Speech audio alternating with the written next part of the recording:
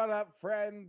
Wednesday night edition of the Geoff Fienberg Show here on FTNDaily.com, presented by PrizePicks. The eve of the U.S. Open, it is here, 2021. Torrey Pines, one of the more exciting nights to be talking golf. I don't know about you. As I let you guys know most of the time, I haven't really built anything yet. So when I'm done here, I'm probably going to eat some Sour Patch Kids and make a bunch of lineups. Probably, I don't know. I got to tell you, I got hooked on that Formula One show on Netflix, boys. Probably late to that party. 90% of you already probably been through that thing, but yeah, great job. What a job. And it's almost, I know a couple people have spoken about it, but you watch something like that, and I would love to see them find a way to do more of that in golf. In golf, individual sport, you don't really have that team aspect. You have your coaches and whatnot, but they deep dive their numbers as a lot of these guys do. But I don't know. Bring us in more. Bring us in more. Bring us in more. Do something cool. Create rivalries. Who knows? Who knows? In a few years from now, sooner than later, though, there's going to be one of these kids that come out from that come out of college that's pretty good at the internet and really good at Twitter and really good at making fun of people on the internet and was probably a bully himself. So one day, Brooks is going to meet his match on the internet. I look forward to it. I do. I do. It's not happened yet. It's not happened yet.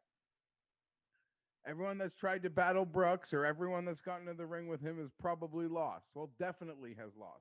But one of these days, one of these kids is going to show up with some and internet swagger and like a serious golf game to go with it. Like imagine like if Colin Morikawa was a really brash guy. Like I don't know, we're on the precipice of that happening in the next couple years. Just the way how ready these guys are coming out of college.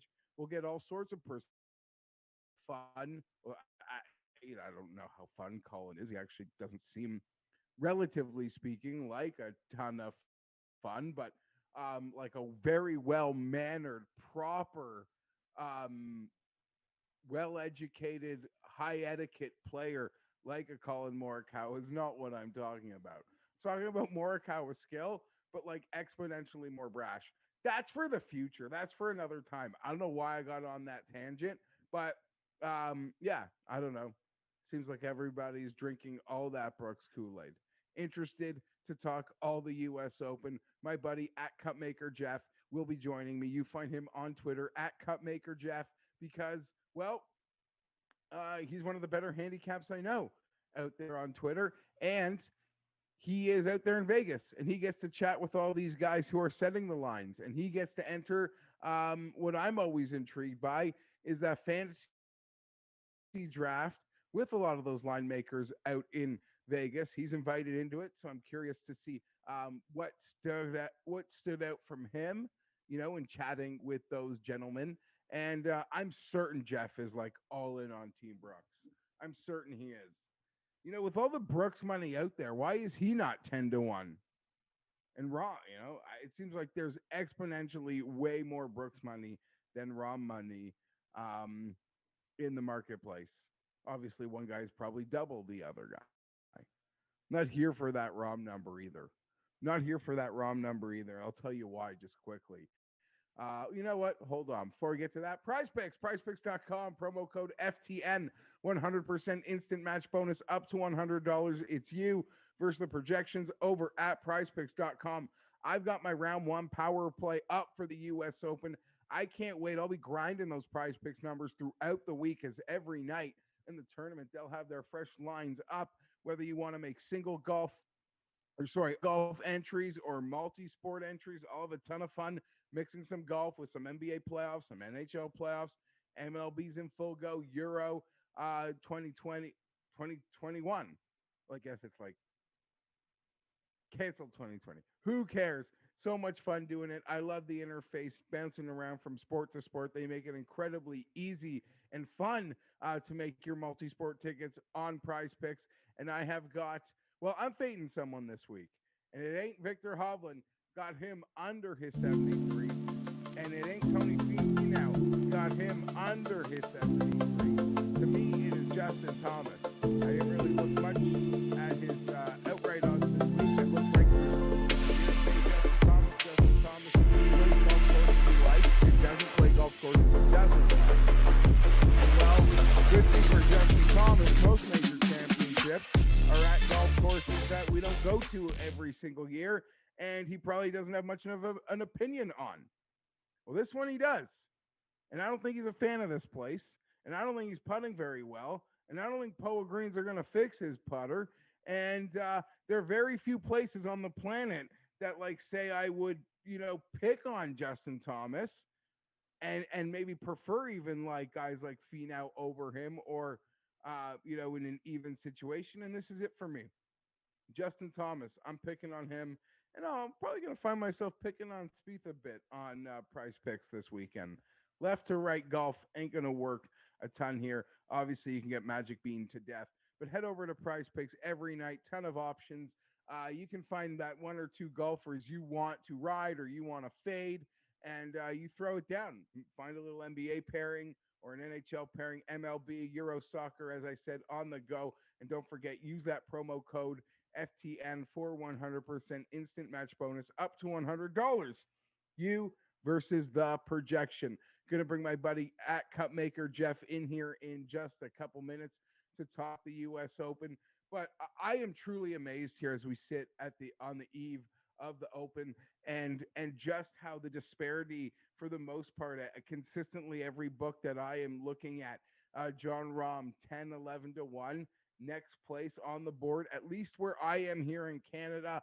The competition in the betting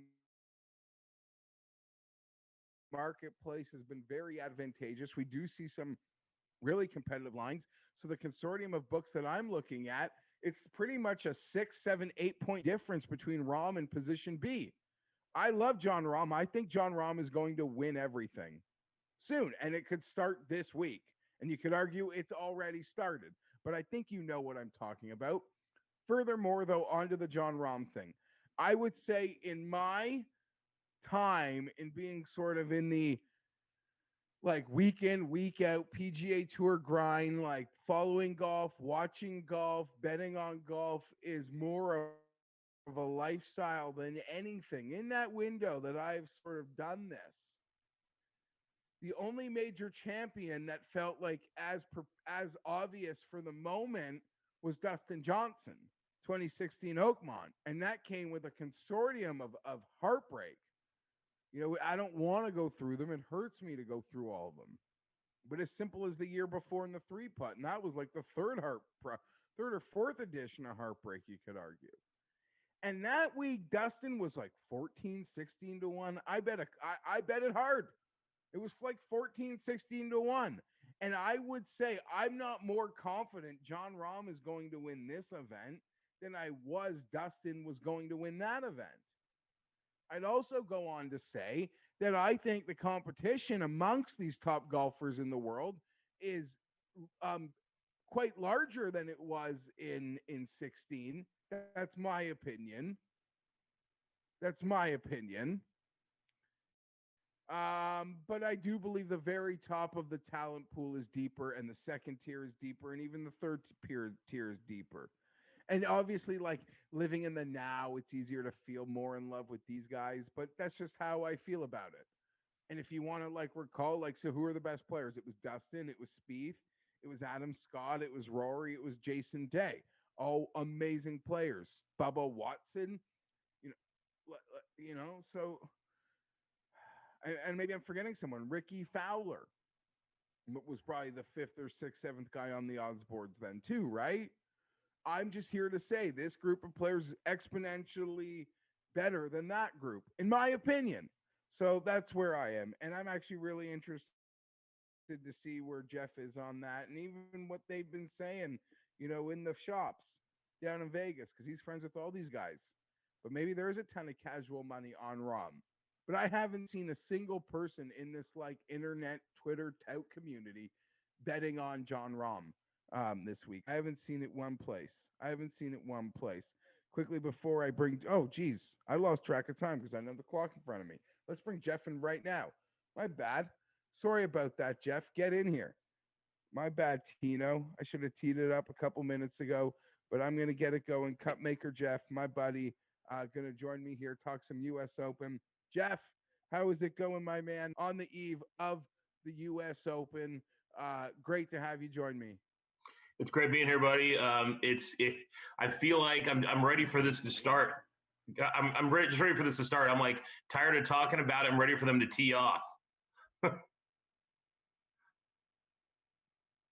Yeah, no, absolutely ready for them 100% to tee off. So quickly, I mentioned it quickly off the top that do that draft pretty much for all the big events, specifically the majors, with a lot of the sharper guys in a lot of guys that set these golf lines. Um, Anything notable that you take from that night or that draft from these guys? Things that surprised you, or not even in the draft specifically, just in what they were sort of talking about as you guys were talking. Sorry, any sort of comments these guys made about the sort of betting action that they've been seeing for the Open this week? Yeah, I'll tell you the craziest thing I saw. There are some books in Vegas, and this is not a lie, that have lose them. No, I'm. Can you hear me? Could be me that's lost. Can you hear me? Can you hear me? Yeah, I can hear you now, Geoff. Let me try this. Hang on. Let me try something here. It's a little choppy. I can't tell if it's you or me, though. I can't either. Feel free to jump in and just tell me. Yeah, no. I think I'm having my own issues. Unfortunately.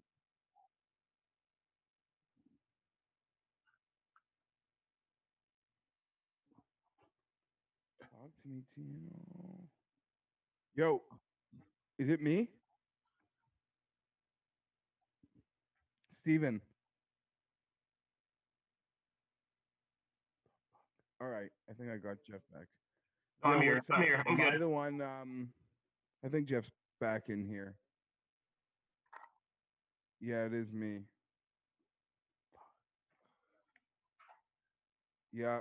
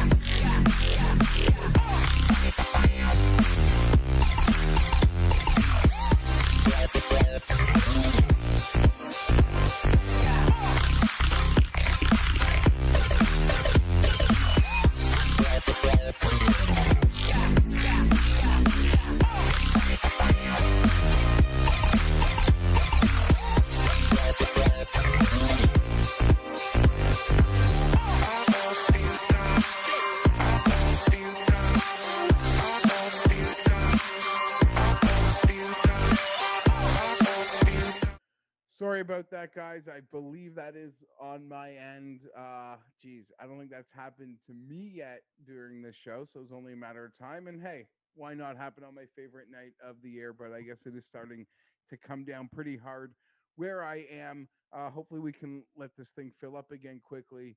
So, Geoff, I'll ask you just Yeah. before I get back into that draft you were at. Yeah.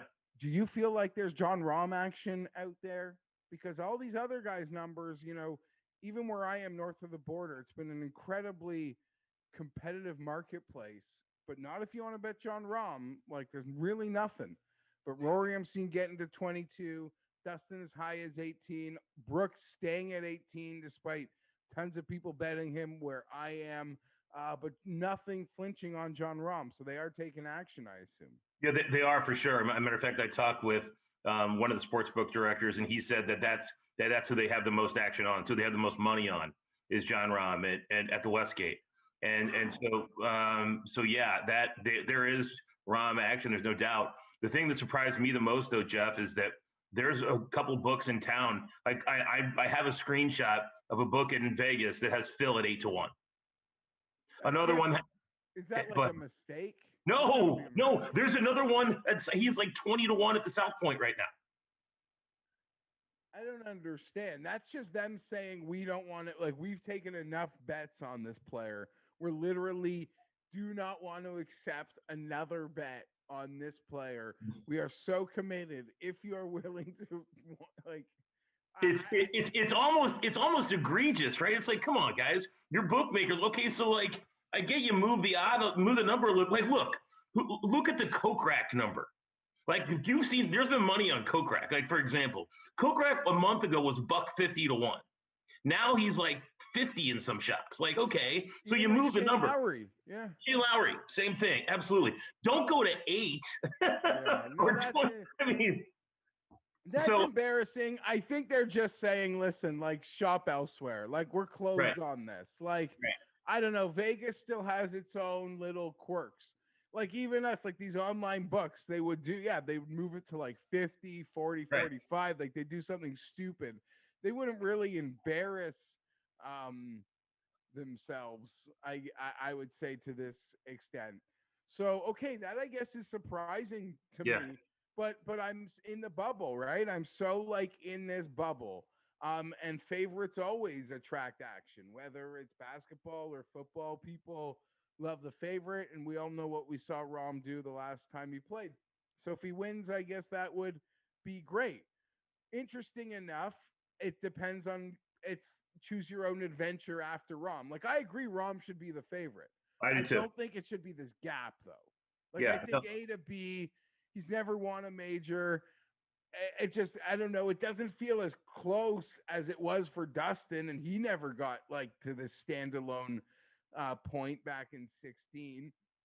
So here we are. But based on your time at the draft, I don't know whether it was last night or earlier. Last night. Whatever.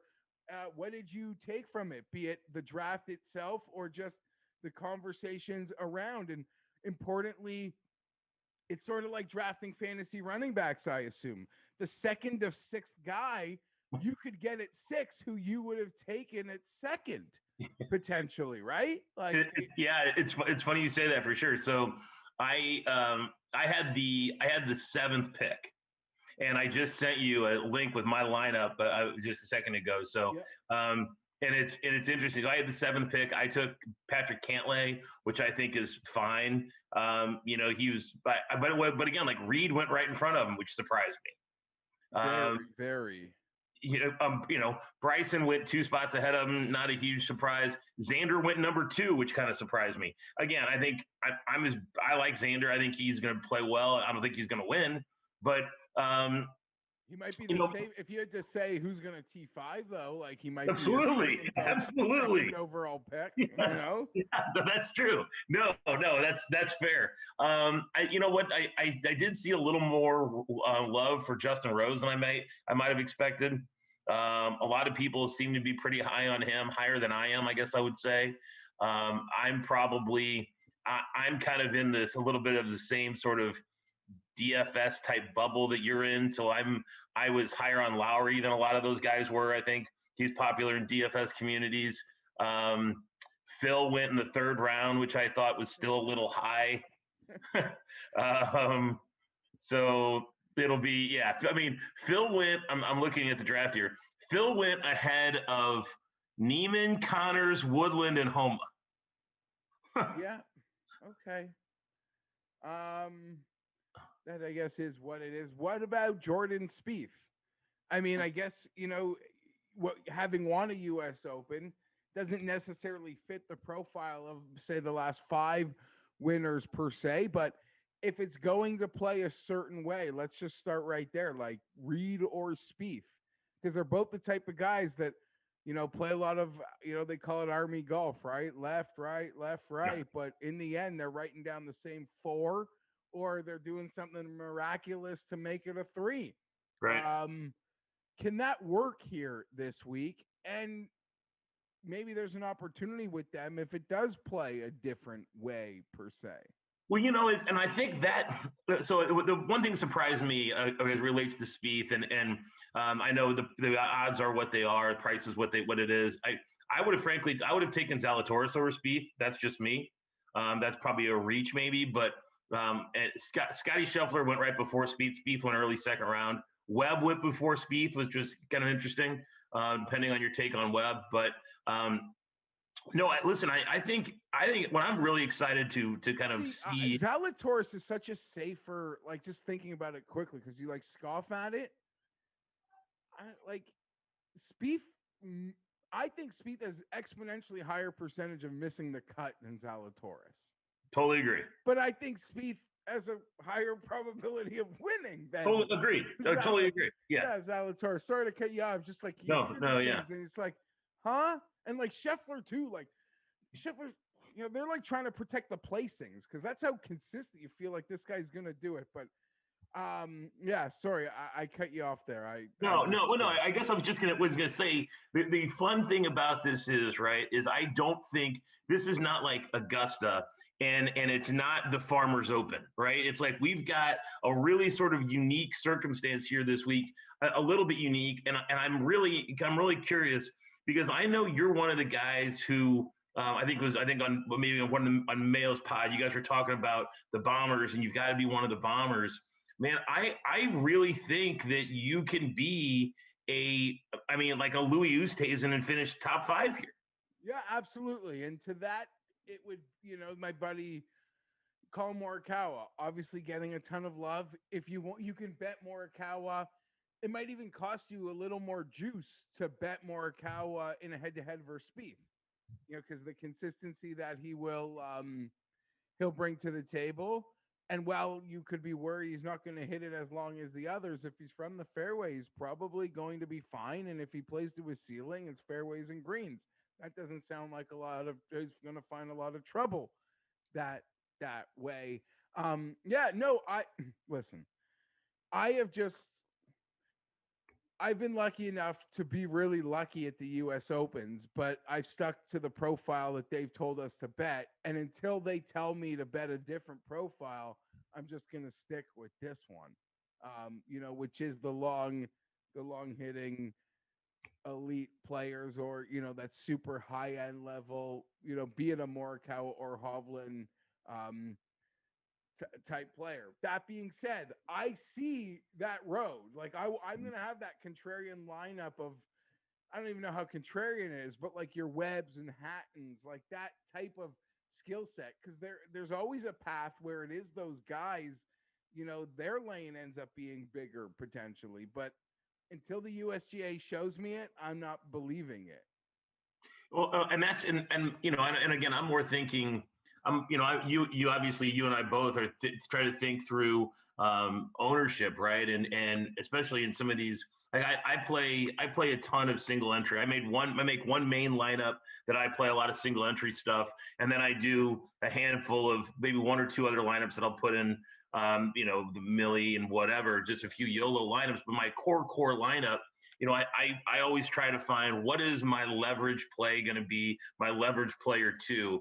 And that's what I think is going to be really interesting this week because I'm trying to figure out there are a lot of guys who I think have a similar profile, similar opportunity, but yet we can see 15-point delta in ownership, which is everything. Listen, yeah, that happens every week. It seems I'm part of it. Like I'm part of a problem. Justin Thomas seems like you want to try to. It's incredible how contrarian a play Justin Thomas is going to be at a U.S. Open. Right? You're absolutely right. Yeah. On so many levels. And I know, I think you've spoken about it on Twitter to complete other end of the spectrum. There are guys you think will be low or you're trying to get under the radar, and then you're sort of here on the Wednesday night, and like I know you're incredibly high on Charlie Hoffman. Mm-hmm. We were here the night before. Like, are you still that high, or you think he's going to be too owned for you to just you want him to do well, but his ownership might keep you off him now? Well, yeah, I'm not. I'm high on Charlie Hoffman, but I'm not 15% high on Charlie Hoffman, right? Like that's just the thing. It's like you look at Charlie Hoffman, and so do I take Charlie Hoffman and say 15% ownership, or do I take Carlos Ortiz at 6? You did it, and we had a great conversation about this at the PGA. I forget the player you swerved off of, but you ended up on Jason Duffner for 3.5 days was really making good on that disparity in ownership. I forget who was the sort of golden goose at the PGA. He did quite well too, but I'm forgetting whoever it was. Was it I know, yeah, I know, I can't think of who it was, but I remember the conversation, and that's kind of what I'm thinking. I mean, honestly, I wanted to ask you this, and I sent you I think I sent this. Did I say this? Let me look. Hang on. I did. Yeah, I did. So let's talk about this for a second. So I think we all agree Shane Lowry is going to be wildly popular, right? Yes. Probably 20-ish% on, between 18 and 22% on. If you had a gun to your head, though, and you said who has a higher ceiling, who do you think has a higher ceiling, Sam Burns or Shane Lowry? It wouldn't be as equal as it wouldn't be close to the disparity, but I think Lowry is in for a very set up for a very consistent week. But I'm always about sort of gas canning those opinions to play the guy that I do believe in, and Sam Burns has been incredibly consistent this year. And yeah, he might be as high as 18% lower than Shane Lowry. That's exactly it. That's right. So if you can get Burns at a quarter of the ownership, is that not a natural?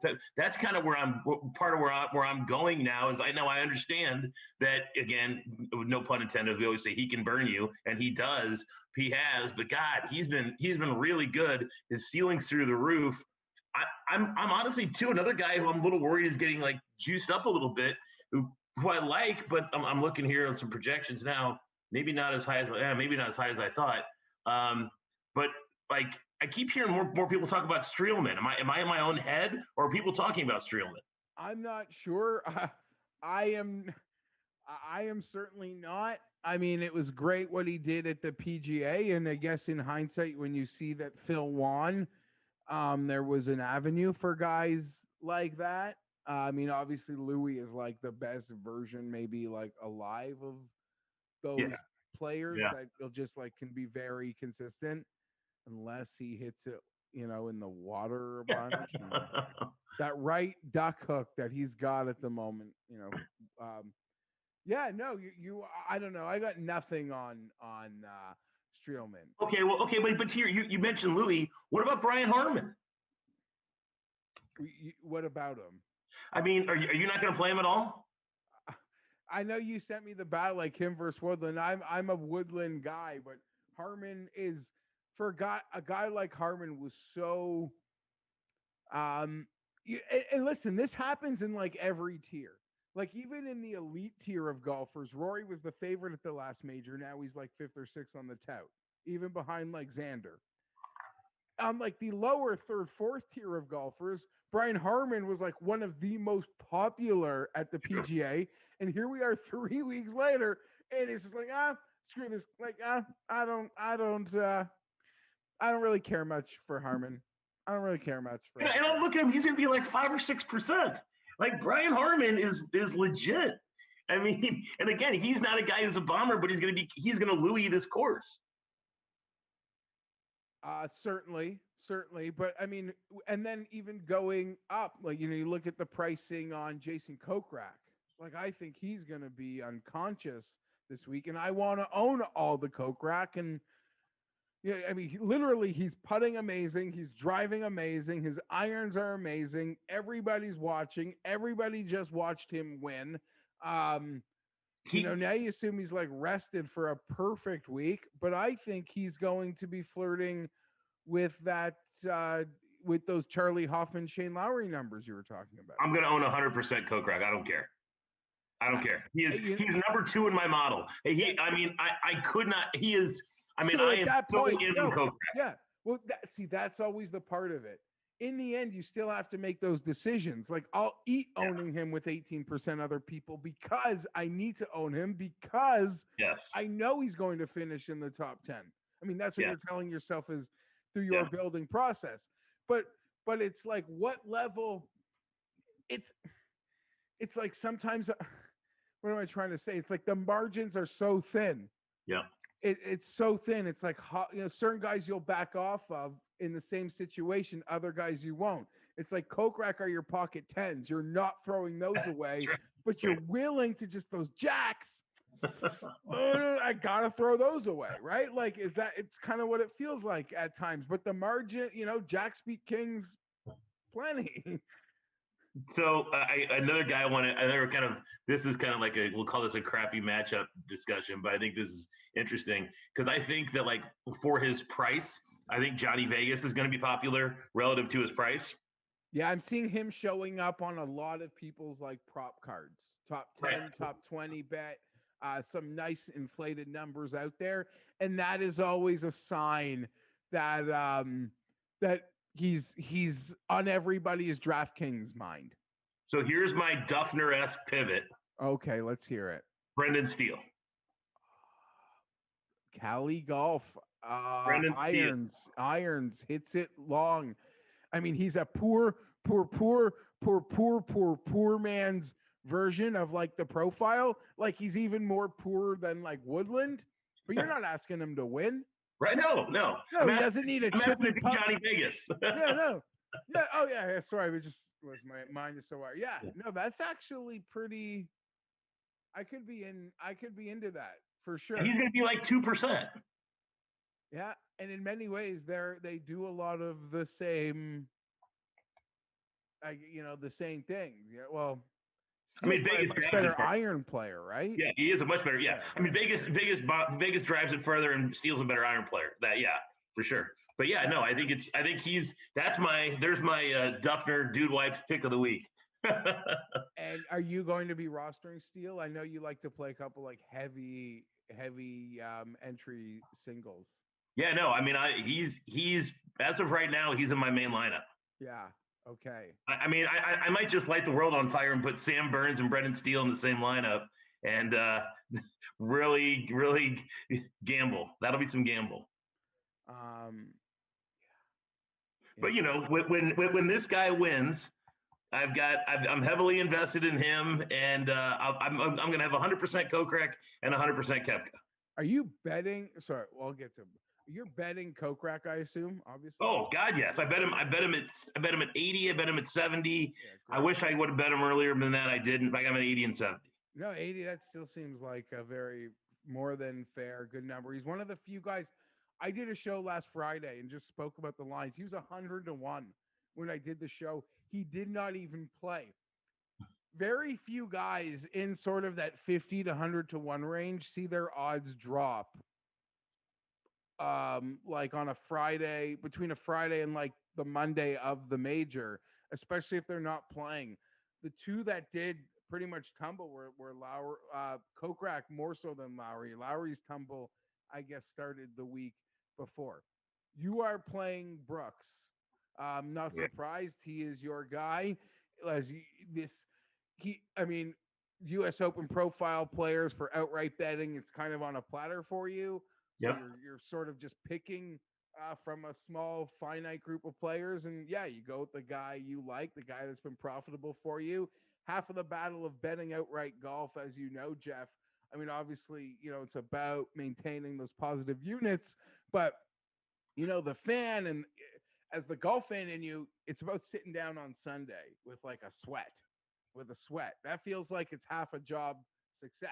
And I'll be sweating a lot because I will have been through a 3-day member guest bender that I'll be sweating out all the alcohol. Oh yeah, man. yeah. Oh, it's a three. Oh. We have 104 teams in this member guest.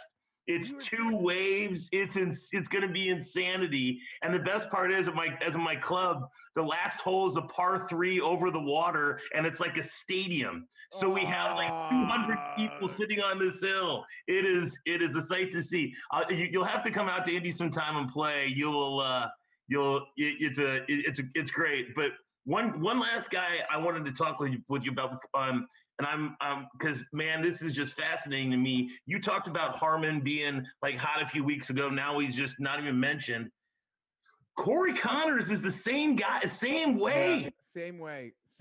I agree, and we even had those discussions where I'm like, Corey Connors gets all this love, Kokrak gets none of it. Kokrak goes on, and I feel like we had that like I did it with Mayo. I did it with a lot of shows, especially in the lead up to the majors. But yeah, now Connors kind of feels like he is being forgotten, and he does feel like he is in a price tier that is maybe advantageous, but more. I mean, I'm not betting Corey Connors to win.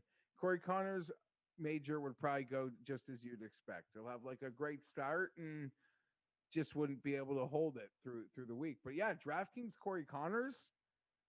Much like to your point, Harmon. He was the absolute darling in the pre-PGA pricing. And he's right there in between Hatton and Usti, who people are going to play. Nobody's going to play Corey Connors right in between them. He's going to have a third of their ownership. Usti is going to be incredibly popular. I know, and I'm gonna play him. I'm such. But it's yeah. He's reliable. So part of me is right. Like when you start to factor in DraftKings scoring, though, right? Like Corey Connors could arguably be, when you look at, again, just take everything else we know about this tournament out for a second. Let's just use game theory. Like looking at ownership and pure DK scoring upside, Connors could be a better play. Yeah, I'm not gonna argue. I'm not gonna argue that with you. I mean, I can't do it, but I mean, not. I like them both a lot. I like Connors. I'll probably be rostering a lot of Connors. Because I was on him forever. Like this guy was a machine for me, and successful and profitable. Not even like from an outright betting and all the other like fringe ways is that I like to participate in getting my golf action. Then he became like too popular and became everyone's guy, and I stepped away. But yeah, it could be just that right time to get on Connors. Quick, your thoughts on Homa? I know you're a big Homa fan. Hard not to like the guy. Loves classical golf courses. Won at Riviera. Always remains a bit of a forgotten entity. I guess breaking through to a certain tier is hard, but I always joke that like he, to me, from where I saw him at Christmas, he is like probably improved. It just in like my own mind, like what I think he is more than any golfer on the PGA Tour this year. And like like Higo doesn't count, like because I had to actually have a perception of you at Christmas. No, that's fair. No, and I agree. I'm looking at numbers here and looking at. I mean, gosh, yeah. I mean, you look at that range. I mean, really, Charlie Hoffman's probably going to be the chalk down there. Some people may play Neiman, but no, I like Homa. I like Harmon. As I mentioned, I like Homa, especially if you can get him like 5, 6, 7%. Yeah, I think it's a good play. I think he's man. My only concern is, are you going to bet him outright? No, I didn't. I didn't bet him outright, but I thought Yeah. about it. I thought like if I don't know, I'm not wasting like big bomb tickets. U.S. Open, like I'm So what do not. we do with Skinny Pat? Who are we talking about? Reed? I can't. I'm not going to call him Fat Pat anymore. I'm calling him only calling him Skinny Pat now. Uh, yeah, no. Listen, Reed. I thought about betting Reed hard. I didn't end up betting him, maybe because part of my mind thinks that I feel rich when he wins, just based on how angry people get. Yeah, I love Reed. How do I put I this? do too. Oh, I I do would too. rather play Reed than Spieth, like in sort of, as I said earlier, in taking that profile. There's 13 players under 40 to 1 at the majority of books that I'm looking at. He is one of those players, Yep. but I don't know. Like a part of me would rather like betting. I'm gonna have a ton of Reed in DraftKings, I guess, is to sum it up, because I just need to have investments in Patrick Reed. But from a betting perspective, I don't know. There were other guys in that range like Cantley and even Hovland that I was more thinking I wanted to bet to win this tournament. I don't the recipe how he won in the spring. I don't know that that's gonna work this week. No, I agree. I totally agree. But I think about Winged Foot a little bit, right? And his short game really helped him a lot at Winged Foot, getting around the greens, kind of grinding it out there. It's interesting though. I think that the what's going to help Reed's ownership in DraftKings is being right next to Finau. I think Finau is going to suck up. I think he might be the second most popular player on the slate ownership wise. Yeah, of course, and it makes sense. People want. I mean, he's so reliable. And in DraftKings, if he does what he does, T5 Tony, T10 Tony, you're satisfied with making that move. I got to get your take, like anything in the 6,000s that you would be confident in. A lot of unknown players, hype. I got the buddies that are all on the Guido train. We got the Bobby Mack train. Any sort of thing, sort of deeper down that DraftKings board, that might be a secret weapon for you. So I'll tell you, you wanted a little more bookmaker conversation. I was talking with Jeff Sherman from the Westgate again, and I said, who's your biggest exposure? Like if they won, it hurts the most, and it's Badia because they had him at 500 to 1. And they took some money on him at 500 to 1. If he wins, that's their biggest exposure. And and which honestly, like I instantly like threw a couple of bucks on him, and I did draft him in my the pool too. So I'm not gonna go ahead. Yeah, I say you played practice rounds with Bryson. Right. I'm not gonna lie to you. I've got a couple bucks on him. I've got him in one of my Millie Maker lineups. Is that a confident play? Not particularly, but it's interesting. I like you know, it. I got some Chan Kim shares, just kind of YOLO there. Yeah. I was talking actually my brother's in town for member guest, and a buddy of his plays on the Corn Ferry Tour, and he was saying his big pick is Taylor Pendrith. He says he's a really strong guy who can power through some of this stuff, so he might be interesting. But I got Pendrith for the. I played it Monday morning. I got an 8-1 on him to be top Canadian. So I'm about that. He's got to win that 4-ball with Hughes, Connors, and Hadwin. Is it still 8-1? No, it's been like dropped to like 550. He got real hyped. Me and Mayo talked about it, and I think she's been showing up on a lot of prop cards. Okay. Yeah, it just seemed like a great value, and I don't know. I mean, I'm dumb enough to think it could be him versus Connor. So I'm like, in my mind, I can make it a 2-man. Obviously, it doesn't work like that. Watch Adam Hadwin. No disrespect to Hadwin, just the course, and this doesn't seem like where he would play well. But yeah, Penrith is moving some needles. Just tell me anything else like good from Sherman in your conversation. No, yeah, I mean that was really interesting. He, obviously we talked about the Phil thing around town. That was pretty fascinating. to see. No, I mean, I guess and he's very anti Phil this week. He says, he personally is fading Phil in every matchup. And they've taken, if the Westgate still got Phil at 60-1. So if you're in Vegas and you want to bet on Phil, there's the place to go, because a lot of other shops in town aren't doing it. So I thought that was interesting. I'm trying to think of some other guys who went a little higher than I might have thought. I'm looking at this draft right here. Probably, I don't know, Billy Horschel went a little higher than I thought. People still love Cam Smith. People would remember Cam Smith in majors, still put Cam Smith in pretty high. And I don't hate. I mean, it's a profile. Like, if you think Reed could have a good week, like, then I guess.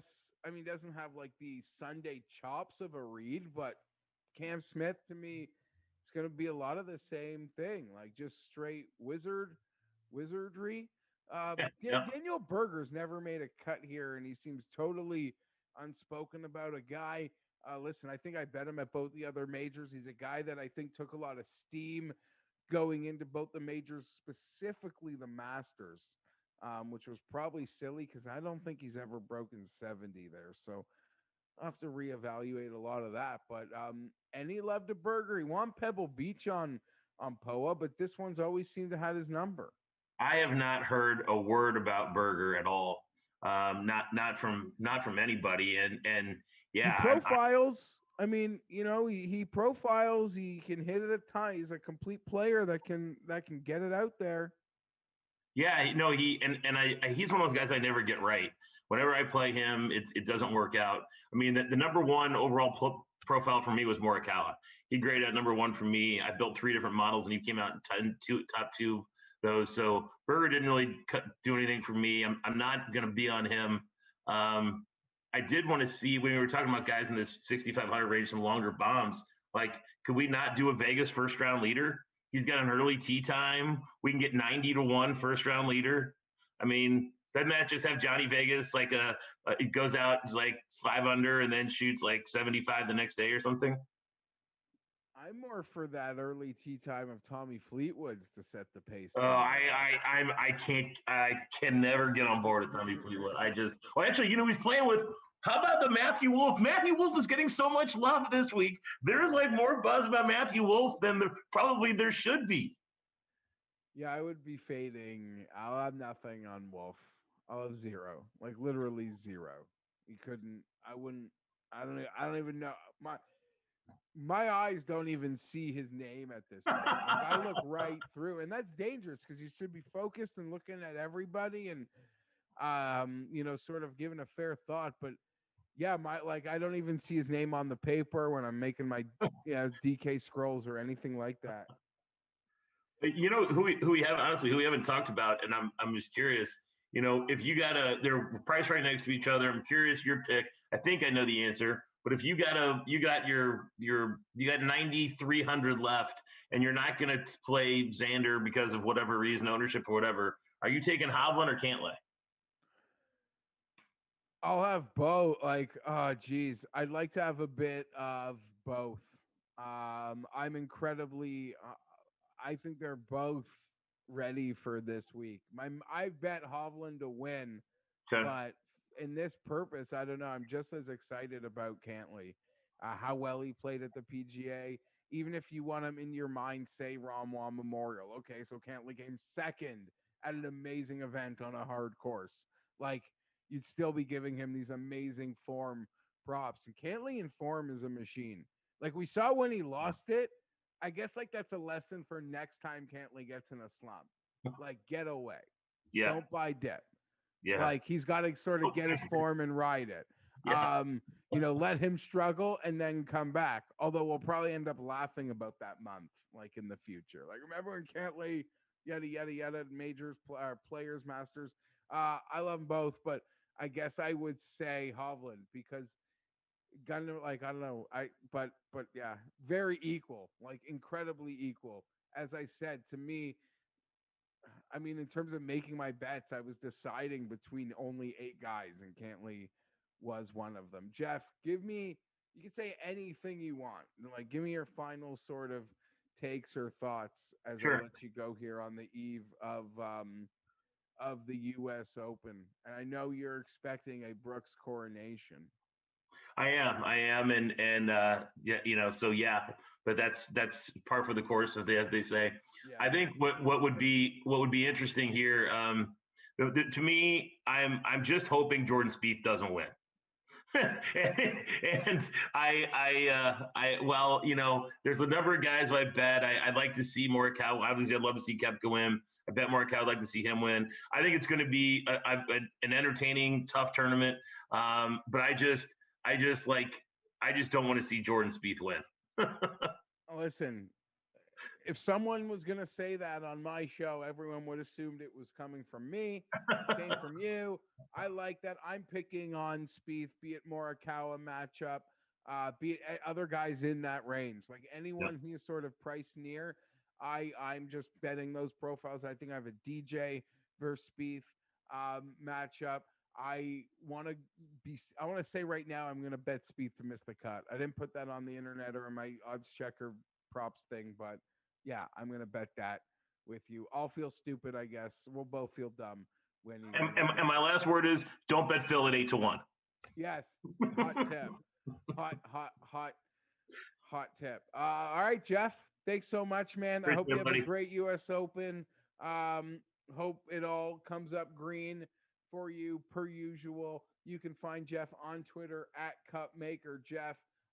You follow him over there. Some great insight. You can find out where he is talking golf on the regularly on the regular.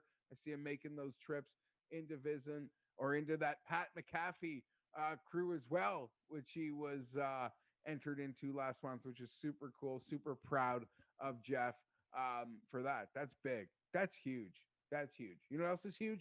PrizePicks, PrizePicks.com, promo code FTN, 100% instant match bonus up to $100. It's you versus the projection.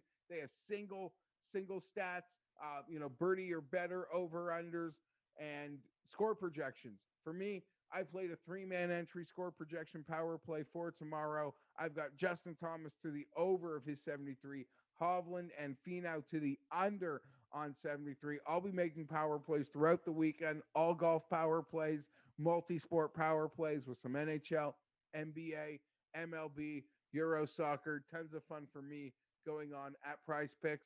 And they'll be on the ball every night getting our fresh lines up for the next day's action on the U.S. Open. So don't miss out on that. And again, use that promo code FTN, 100% instant match bonus up to $100. I'm Geoff Fienberg. Thank you, Prize Picks. Thank you, FTN. We'll see you Friday, which will be a super early cut show. West Coast U.S. Open. Can't even call it a cut sweat show. We'll sort of just be vibing through the early stages of Friday at the U.S. Open. You join me here 2 o'clock. I'm out.